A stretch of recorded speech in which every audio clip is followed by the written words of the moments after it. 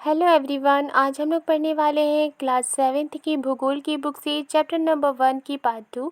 पिछले क्लास में हमने पार्ट 1 कंप्लीट कर लिया है। अगर आपने वो वीडियो नहीं देखी है तो आप प्ले लिस्ट में जाकर देख सकते हैं। तो चलिए शुरू करते हैं आज की क्लास। आज हम लोग पढ़ेंगे पारितंत्र से। पारितंत्र क्या होता है ये यहाँ लिखा हुआ है। वह तंत्र जिसमें समस्त जीवधारी आपस में एक दूसरे के साथ तथा पर्यावरण के उन भौतिक एवं रासायनिक कारकों के साथ परस्पर क्रिया करते हैं जिसमें वे निवास करते हैं, ये सब ऊर्जा और पदार्थ के स्थानांतरण द्वारा संबद्ध है। यानी कि पारितंत्र एक ऐसा तंत्र होता है जिसमें सभी जीवधारी, जिसमें जान होती है, वो आपस में एक दूसरे के साथ क्रिया करते हैं और पर्यावरण के भौतिक और रासायनिक कारकों के साथ वो क्रिया करते हैं जिस जगह वो रहते हैं, और ये सब ऊर्जा और पदार्थ के स्थानांतरण द्वारा जुड़ा हुआ है। पारितंत्र क्या है? रवि की कक्षा के एक एनसीसी कैंप में जेसी ने आश्चर्य से कहा। किसने कहा? जेसी ने आश्चर्य से कहा, कितनी मूसलाधार वर्षा हो रही है। जेसी ने क्या कहा कि कितनी मूसलाधार वर्षा हो रही है। इससे मुझे अपना केरल याद आ गया। और मूसलाधार वर्षा देखकर जेसी को क्या याद आ गया? उसे अपना केरल याद आ गया। तुम सबको आकर देखना चाहिए कि कैसे हरे भरे खेतों एवं नारियल के बागानों में लगातार बारिश होती रहती है। अब जेसी ने अपने दोस्तों को ये कहा कि इतनी मूसलाधार बारिश हो रही है, इतनी मूसलाधार वर्षा हो रही है, मुझे मेरा केरल याद आ गया है और तुम सबको केरल आकर देखना चाहिए कि केरल में हरे भरे खेतों और नारियल के बागानों में लगातार बारिश होती रहती है। आगे लिखा है, तभी जैसलमेर के रहने वाले हीरा ने आश्चर्य से कहा। जेसी की बातों को सुनकर जैसलमेर के रहने वाले हीरा ने आश्चर्य से कहा, हमारी यहाँ वर्षा होती ही नहीं है। हमें तो दूर दूर तक केवल कीकर एवं रेत ही नजर आती है, लेकिन वहाँ ऊँट भी तो मिलते हैं। रवि ने कहा। जेसी कहाँ की रहने वाली थी? जेसी केरल की रहने वाली थी और वहाँ लगातार बारिश होती रहती है। और हीरा जैसलमेर का रहने वाला है और उसका कहना है कि जैसलमेर में वर्षा होती ही नहीं है। उन्हें दूर दूर तक केवल कीकर एवं रेत यानी कंकड़ और रेत ही नजर आते हैं। लेकिन रवि जैसलमेर के रहने वाले हीरा से ये कहता है कि लेकिन वहाँ ऊँट भी तो मिलते हैं।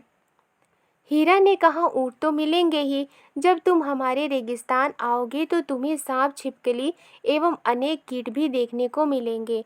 हीरा क्या कहता है? हीरा रवि की बातों को सुनकर कहता है, वहाँ ऊँट तो मिलेंगे ही, लेकिन जब तुम हमारे रेगिस्तान आओगे तो तुम्हें ऊँट के साथ सांप, छिपकली और दूसरे कीट भी देखने को मिलेंगे। रवि हैरत में पड़ गया। विभिन्न स्थानों पर पाए जाने वाले जीव जंतु, वनस्पति एवं लोगों के रहन सहन के तरीके इतने भिन्न क्यों हैं?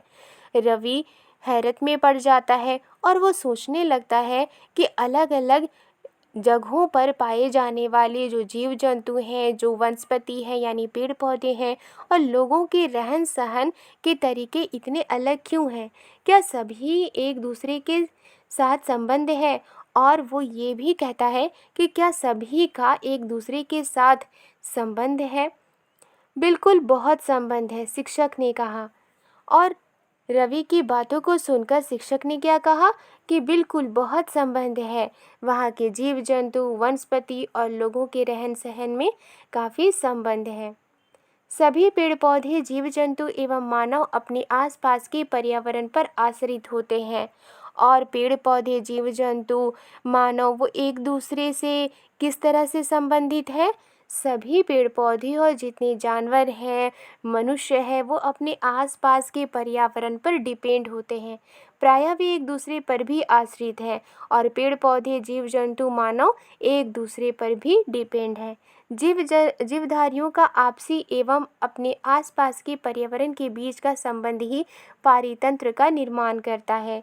यानी कि जो भी जीवधारी हैं, जिनमें जान होती है, उनका आपसी और आसपास के पर्यावरण के बीच का संबंध ही पारितंत्र का निर्माण करता है।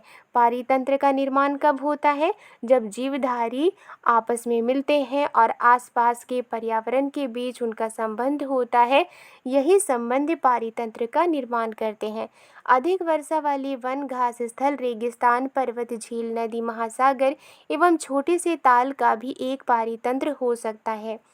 जहाँ अधिक वर्षा होती है ऐसे जंगल, घास जहाँ पाए जाते हैं, घास स्थल, रेगिस्तान, पर्वत, झील, नदी, महासागर एवं छोटे से ताल यानी छोटे से तालाब का भी एक पारितंत्र हो सकता है।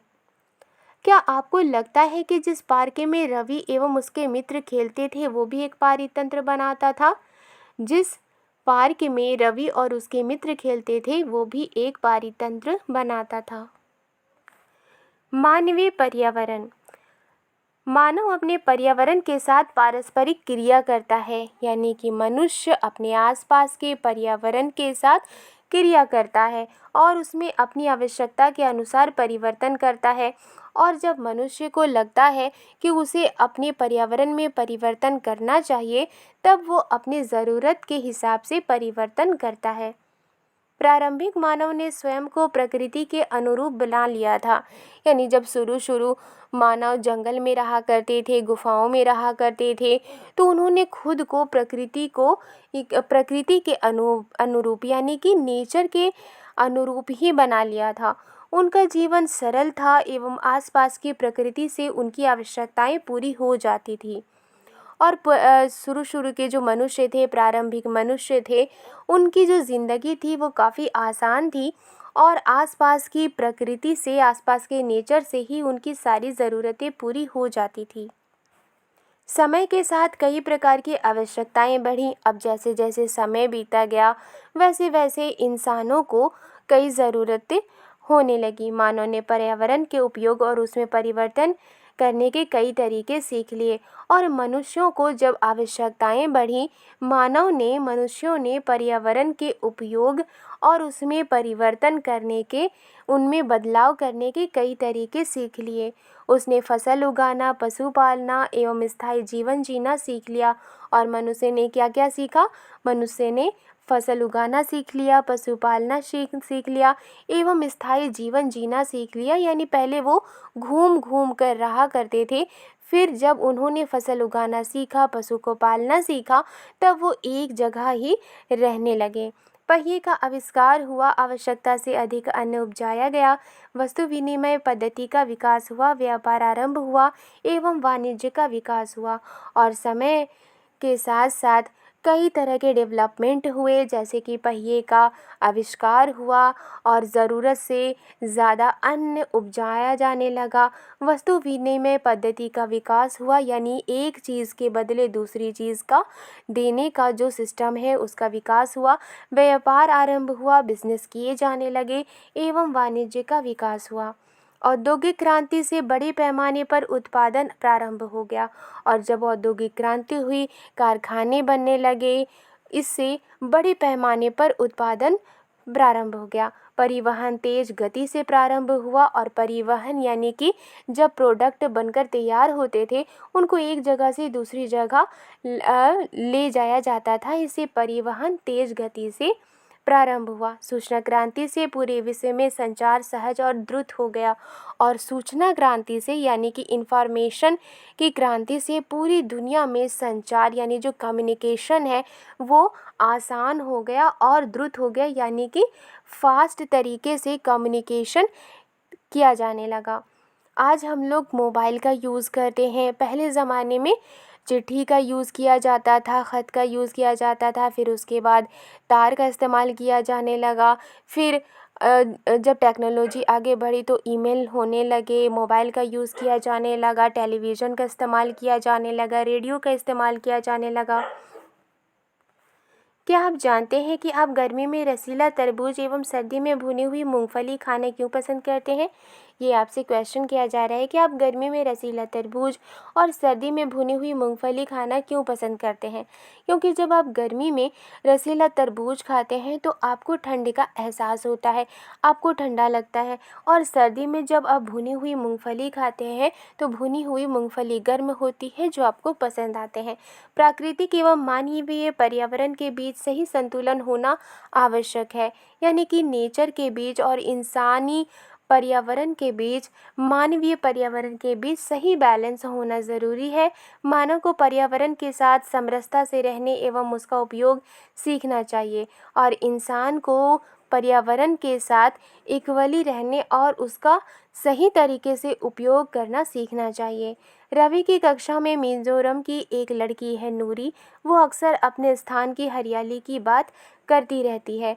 रवि की कक्षा में कौन है? रवि की कक्षा में एक मिजोरम की लड़की है जिसका नाम है नूरी, और वो हमेशा अपनी जगह की हरियाली की बात करती रहती है। खेल का मैदान नष्ट होने के कारण रवि की उदासी देखकर नूरी ने उसे आने वाली छुट्टियों में अपने घर मिजोरम आने को कहा। और जब नूरी ने देखा कि रवि उदास है क्योंकि उसके खेल का मैदान नष्ट हो गया है, क्योंकि वहाँ पर एक बिल्डिंग बनेगी, उसे उदास देखकर नूरी ने उसे आने वाली छुट्टियों में रवि को अपने घर मिजोरम आने को कहा। रवि के शिक्षक ने सभी बच्चों से कहा कि छुट्टियों में वे जिन स्थानों पर जाएंगे वहां के भूदृश्य, घरों एवं लोगों के क्रियाकलापों का चित्र बनाकर लाएंगे। और रवि के टीचर ने क्या कहा? रवि के टीचर ने सभी बच्चों से कहा कि छुट्टियों में वो जिन जगहों पर जाएंगे वहाँ के भूदृश्य, यानी वहाँ पठार है या पहाड़ है या मैदान है, नदी है, उनका दृश्य, वहाँ के घरों का दृश्य और लोगों के क्रियाकलापों का चित्र बनाकर लाएं। इस चैप्टर में हमने पर्यावरण के बारे में पढ़ा। आई होप आपको ये वीडियो पसंद आई है। तो लाइक एंड सब्सक्राइब करना मत भूलिएगा। मिलती हूँ नेक्स्ट वीडियो में। Thank you.